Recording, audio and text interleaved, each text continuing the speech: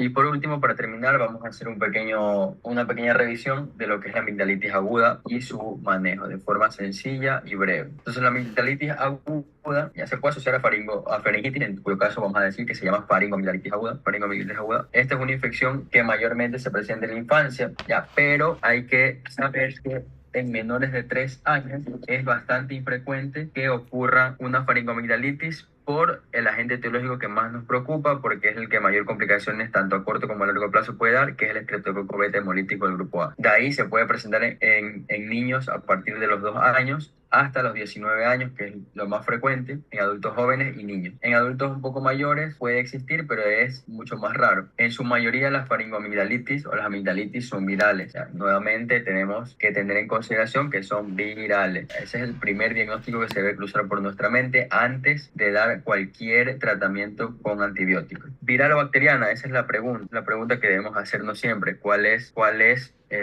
la causa? En pacientes de más de 3 años hasta los 13 años, lo más común es que sea bacteriana por estreptococo beta hemolítico del grupo A, cuando son bacterianas. Su mayor incidencia va a ser en invierno, pues es lo mismo que el resto de infecciones agudas respiratorias. En estas estaciones es donde más existen casos. Causas de las amigdalitis agudas, ya que tenemos otro cuadro. Pueden ser virales, la mayoría, como dijimos, rinovirus, influenza, coronavirus, enterovirus y adenovirus. ¿Y cuál va a ser el tratamiento? Sintomático. Ya nos vamos a ir de esta pequeña charla sabiendo que todas estas infecciones respiratorias de vía aérea superior son sintomáticos su manejo. Bacterianas. ¿Cuáles son las causas bacterianas? A la cabeza, el estreptococo beta hemolítico del grupo A, el piógenes, que es el microorganismo más común. Puede también haber infecciones por estreptococo beta hemolítico del grupo C y G. Ya, en estos casos, en este grupo de estreptococos, normalmente los niños y adultos mantienen colonizada la vía respiratoria superior con este tipo de microorganismo. Cuando hay una amigdalitis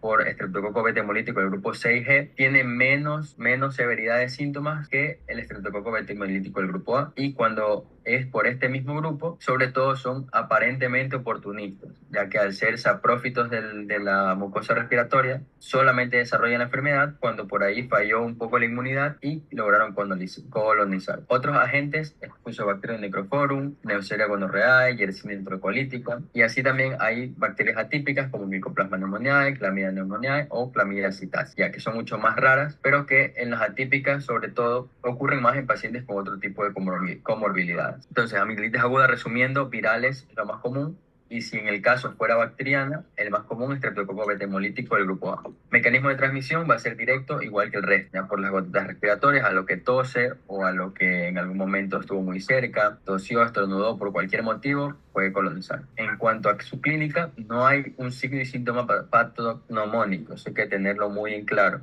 Me llega un paciente con una amigdalitis, yo veo esto, unas amígdalas que están con este aspecto, puedo decir que es bacteriana, posiblemente sí, pero hay que tener en consideración que no existe ningún síntoma patognomónico. No es por decir que el paciente tiene ese tipo de amígdalas y yo digo ya es por el beta hemolítica, no, porque yo no puedo saberlo sin el método complementario. O sea, no tengo un signo propio característico de una amigdalitis por estreptococo beta hemolítico del grupo A. Puede ser cualquier otro agente, pero lo que me interesa a mí saber es si es o no es el beta hemolítico, pero no hay ese signo. La mayoría de amigdalitis agudas virales deberían resolver entre 3 a 5 días.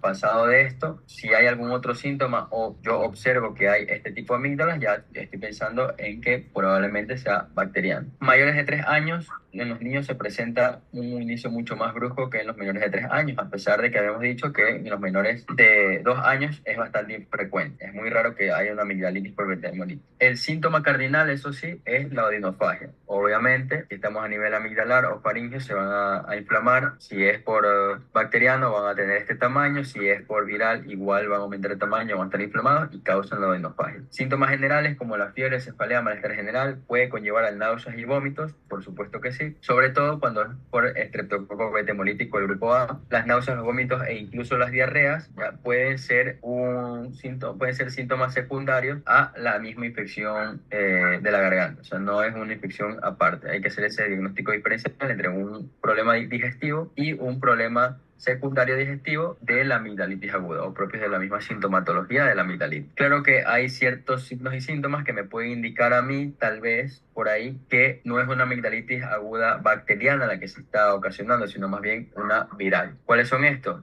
Conjuntivitis, rinorrea, estridor. Estas tres, sobre todo las dos primeras, conjuntivitis y rinorrea, me orientan más a que la infección sea viral, ya, pero no es 100% establecido. Ya no es que si yo tengo un paciente con una amigdalitis aguda que está comenzando y que por ahí yo veo que tiene una conjuntivitis o que está con rinorrea, no quiere decir que sea 100% viral, simplemente es un orientativo, una sospecha diagnóstica. Yo digo, bueno, ese paciente lo más probable es que sea una infección viral y lo voy a tratar como tal, como una infección viral, una amigdalitis viral. Otros signos o síntomas, afonía, tos, diarrea, exantemas o enantemas, también pueden orientar, aunque son menos comunes, pero también pueden orientar a que sea viral. Al examen físico, yo que voy a encontrar en los pacientes, en la mayoría sean niños adultos, las amígdalas van a estar eritematosas, hiperémicas, la faringe hiperémica, van a estar aumentadas de tamaño, hipertróficas, a nivel entre los dos pilares del paladar. Va a haber un exudado pultáceo, que es lo que nosotros vemos acá. Bueno, esto es un exudado un poco más formado, pero pultáceo en forma de puntos. Se puede agregar adenopatías cervicales que son dolorosas, eso es la diferencia quizás de otros cuadros, donde las adenopatías son no dolorosas, aquí son dolorosas. Pueden aparecer petequias en el paladar, así como también lesiones tipo donut o tipo donas, ya como las que vemos aquí en estas imágenes. Ya, esto también es orientativo a que sea una amigdalitis bacteriana, es decir, un halo periférico rojo eritematoso y una parte central color más blanquecino, que son básicamente como puntitos pustulosos. Entonces esas lesiones en donut me orientan más a una etiología bacteriana. La úvula, por supuesto, va a estar congestiva, inflamada, puede aparecer una erupción escarlatiniforme, sobre todo en los niños. Esto es bastante más común en los niños, más que en los adultos. Lo mismo con las lesiones tipo donut, son más frecuentes en niños que en adultos. Eso con respecto a la clínica. Sabiendo toda la clínica, nosotros podemos diagnosticar una amigdalitis aguda, ya sea viral, ya sea bacteriana por el betemolito. Es decir, que el diagnóstico es totalmente clínico. No necesito yo de exámenes complementarios. Primero, porque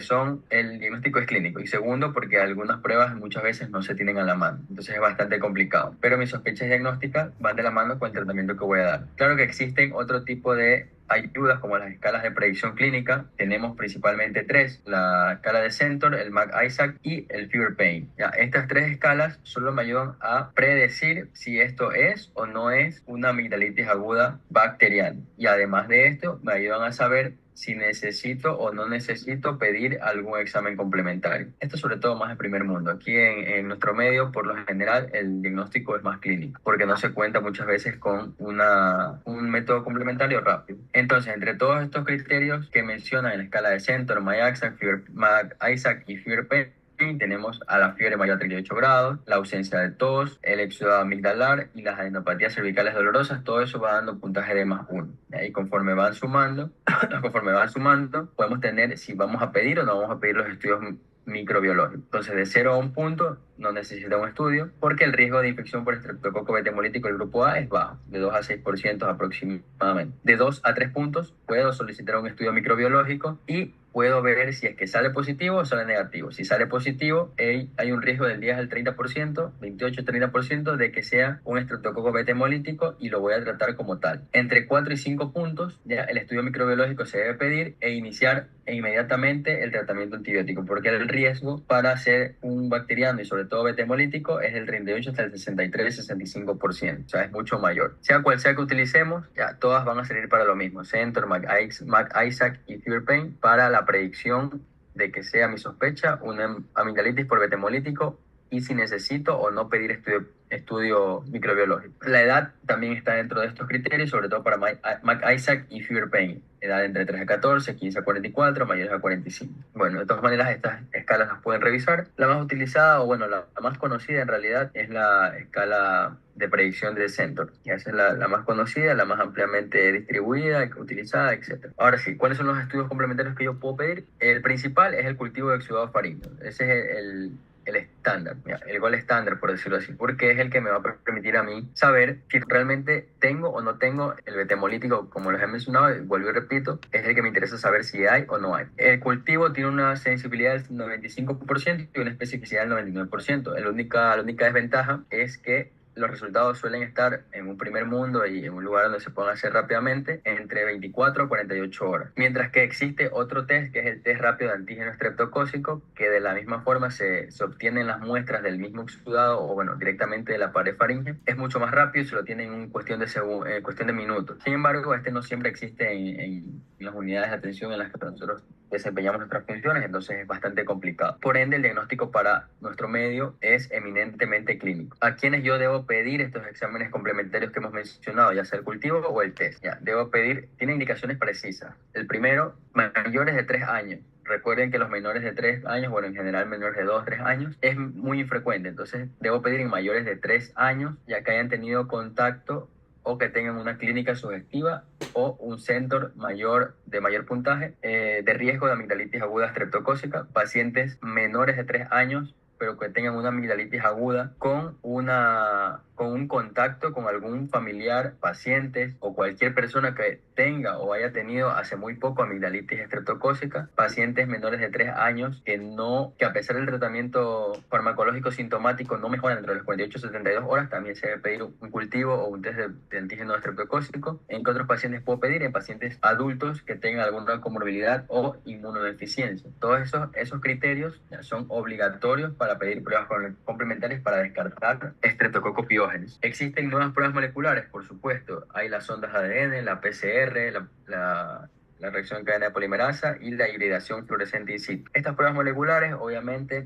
es muchísimo más complicado conseguirlas y se quedan simplemente como para estudio, siendo siempre las más utilizadas hasta el día de hoy cultivo y los test rápidos de antígeno estreptocócico. ¿En quiénes puedo pedir pruebas moleculares? En los mismos pacientes que hemos mencionado, a pesar de que, como menciono, no están tan a la mano, o sea, son bastante difíciles de poder conseguir. Los antibióticos en este tipo de pacientes, cuando nosotros hablamos de amigdalitis por betemolítico, están indicados. Pero si yo tengo un paciente que no sé todavía si es o no es por un agente bacteriano, tengo criterios específicos para el uso de antibiótico terapia, sobre todo en los niños, ya más que en los adultos, en los niños, en los pacientes pediátricos. Se ha demostrado que la antibiótico-terapia, en caso de ser necesario y administrados de manera precoz, puede reducir la duración de los síntomas, el tiempo de contagio y la prevención de complicaciones. Ya vamos a ver en una de las diapositivas más adelante que las complicaciones pueden ser incluso hasta largo plazo. ¿Cuáles son los criterios para la utilización de la antibiótico-terapia? Aquí hago mayor énfasis en los pediátricos. Primero, casos confirmados mediante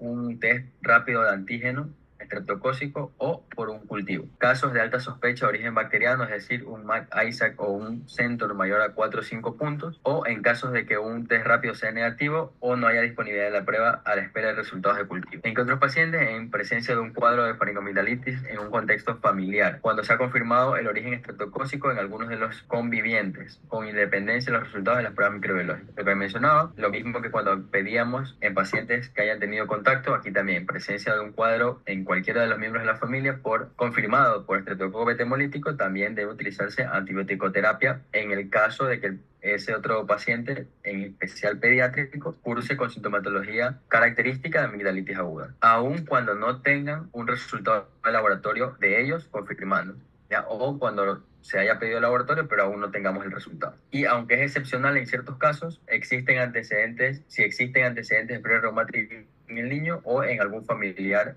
que haya tenido. Entonces, antibiótico-terapia ante un cuadro de amigdalitis le vamos a dar a un paciente, nuevamente, repito, sobre todo pediátrico, en aquel que se le pregunta si tiene, o bueno, en aquel que se le pregunta a los familiares, al papá, mamá, que es el que va a consulta, si alguno de la familia con los que está conviviendo ha tenido algún problema tipo fiebre reumática. El paciente se debe utilizar antibiótico-terapia muy aparte de si tengo o no tengo los exámenes complementarios. Entonces, si nosotros vamos a dar antibiótico-terapia a un paciente con amigdalitis aguda, el tratamiento es el siguiente. Como primera línea, ya se debe utilizar fenoximetilpenicilina o benzatina.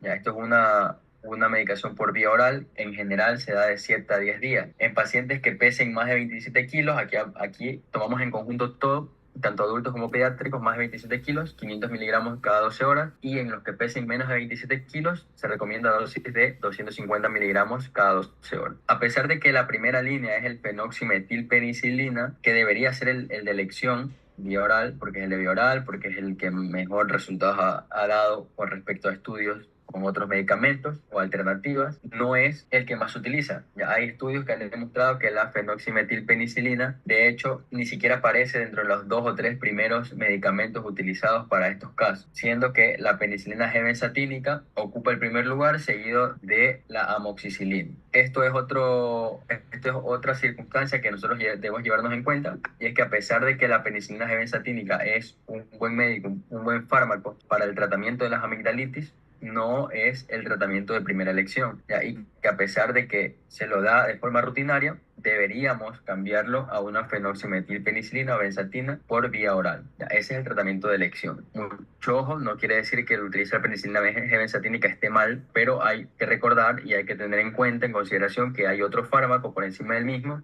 que en la actualidad se considera o se sigue considerando como primera línea. Si el paciente no tolera una fenoximetilpenicilina o no la puede conseguir o por cualquier motivo no la puede tomar, se puede dar la alternativa de amoxicilina por 7 a 10 días. Lo mismo, la misma cantidad de tiempo en una dosis de 40 a 50 miligramos por kilo día, cada 12 o cada 8 horas, sin sobrepasar la dosis máxima de 500 miligramos en 12 horas o 1 gramo en 24 horas. Esto es para los pacientes pediátricos. Para los pacientes adultos, la amoxicilina se utiliza muy poco, ¿ya? Porque en algunas ocasiones se han demostrado estudios que hay bastante resistencia con respecto a este fármaco. Ustedes quizás, o bueno, todos aquí quizás, en alguna ocasión hemos visto la utilización de amoxicilina más ácido clavulánico para el tratamiento de este tipo de cuadros. Se considera, ¿ya? Y hay estudios que avalan que la utilización de un inhibidor de beta-lactamasa, como lo es el ácido clavulánico, no mejora por ningún lado o no tiene beneficio alguno en los cuadros de faringomigdalitis aguda por estreptococo beta hemolítico. ¿Por qué razón? Porque el estreptococo beta hemolítico es un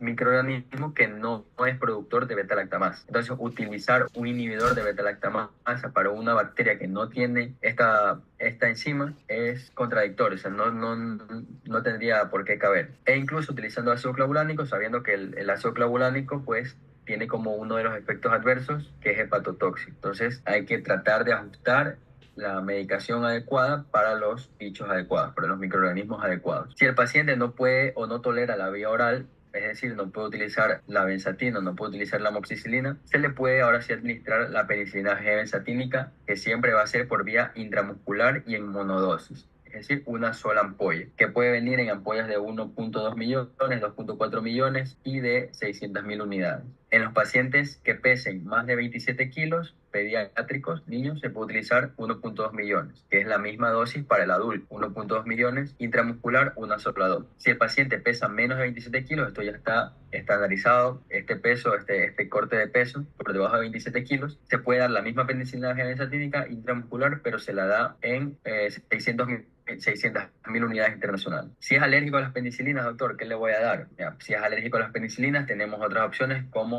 los macrólidos, las lincosamidas o las cefalosporinas como el cefadroxilo en dosis de 30 miligramos por kilo día, cada 12 horas por 5 a 10 días. Tipo acitromicina, 20 miligramos kilogramo día, una vez al día por 3 días, o las lincosamidas tipo clindamicina de 8 a 30 miligramos por kilo día, 3 veces al día o cada 8 horas, o 4 veces al día o cada 6 horas por 7 a 10 días. Estos son los tratamientos indicados para este tipo de afección. Resumiendo un poco el algoritmo diagnóstico y terapéutico, una faringomigdalitis en pacientes que tienen de 3 años para abajo, si tienen una clínica sugestiva, se le hace y si se le hace un test, se le hace un test rápido. El test rápido da positivo, damos antibióticos. Si el test rápido da negativos, hacemos seguimiento sintomático. No hay ninguna otra cuestión. Si tiene 3 años y no tiene síntomas sugestivos de infección bacteriana, seguimos con sintomático. Si tiene más de 3 años, hasta los 15 años, con una clínica sugestiva de infección bacteriana y que no sugieren infecciones virales o alguna complicación tipo fiebre reumática o glomerulonefritis de algún familiar con el que haya estado, se le hace un test. Si sale positivo, damos antibiótico terapia. Si no sale positivo, es decir, sale negativo, sintomático. Si no tiene ninguna de estas otras consideraciones, sintomático. Si sale un test rápido negativo y no está disponible, pero mantiene un score de predicción Isaac o Centro de 4 a 5, se sugiere hacer cultivo. Si el cultivo sale positivo, damos antibióticos. Si el cultivo sale negativo, seguimos con medicación sintomática. ¿En qué pacientes puedo yo ver un fracaso terapéutico? En pacientes, obviamente, que persistan síntomas porque no es una infección bacteriana, sino una infección viral, porque el paciente no cumple adecuadamente la medicación, y de hecho, es una de las principales causas. Se ha demostrado que es una de las principales causas para no utilizar tipo fenoximetilpenicilina en los pacientes, ya que esto conlleva a un tratamiento de 7 a 10 días, y Todos sabemos que los pacientes o a la mayoría de pacientes no les gusta tomar medicación, por lo tanto van a hacer lo más fácil y es una ampolla que es una sola dosis. Las recurrencias también entran dentro del fracaso terapéutico y el desarrollo de complicaciones, si es un paciente complicado con alguna otra clínica, ya sea supurativa o no supurativa, que son las que tenemos por acá, obviamente no va a servir las medidas que estemos tomando. Otras alternativas, si ya el cuadro es muy florido o está a repetición o pacientes que tienen unas amígdalas demasiado inflamadas, hipertrofias demasiado, considerar primero el drenaje quirúrgico, segundo, a largo plazo, la amigdalectomía. Lo que nos interesa aquí es saber las complicaciones y por qué tenemos que diferenciar y dar rápidamente tratamiento para una faringoamigdalitis por estreptococo beta hemolítico. Y es porque las complicaciones que tiene son las siguientes: no supurativas, la fiebre reumática, glomerulonefritis postestreptocócica, el síndrome PANDAS, que son síntomas o afecciones neuropsiquiátricas en los pacientes pediátricos posterior a una infección estreptocócica, o la aparición de psoriasis gutata. La psoriasis gutata es una infección, un problema cutáneo que se basa en infiltración de los melanocitos por una respuesta inmunológica. La supurativa es el absceso periamigdalino, es una de las más frecuentes, y la fascitis necrotizante. En cuanto a la fiebre reumática, que es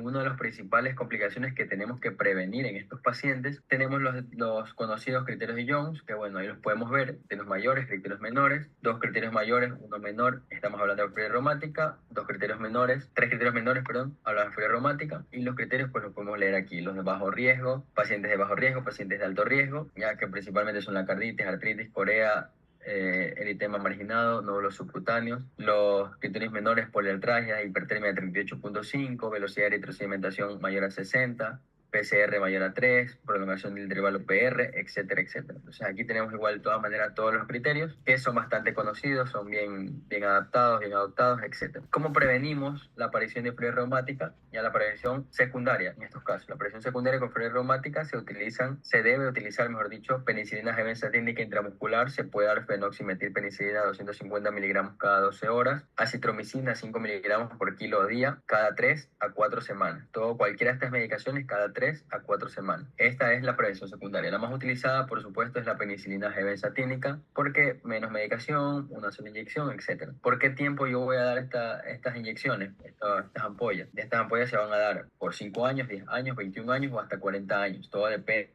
de las comorbilidades y depende de qué criterios de la fiebre reumática han aparecido. Pacientes que tengan, por ejemplo, complicaciones como tipo carditis se van a extender hasta 21 años o incluso hasta 40 años. Aquellos que no presentan estas complicaciones de tipo carditis, los tratamientos pueden durar hasta 5 años o hasta 10 años. Ya, pero los tratamientos para prevención son largos porque las complicaciones son a largo plazo. La prevención primaria se la realiza pues junto con el tratamiento. En el caso de un paciente que presente síndrome PANDAS, el síndrome PANDAS se trata sobre todo con carbamazepinas, benzodiazepinas, etc. Y la psoriasis gutata, al ser una respuesta inmunológica e infiltración de los queratinocitos, se puede tratar con corticoides tópicos o corticoides sistémicos, dependiendo de la severidad de los síntomas y de la lesión. Bien, y con esto pues básicamente hemos hecho un repaso de las infecciones respiratorias agudas más comunes, esperando que por lo menos haber aportado un poco acerca del manejo. Recuerden pues como conclusión, la mayoría de infecciones son virales. No tiene mayor relevancia utilizar antibiótico-terapia, solamente en los casos puntuales y en las indicaciones que hemos podido mencionar a lo largo de esta charla. Con eso pues me despido y muchas gracias por la asistencia del día de hoy.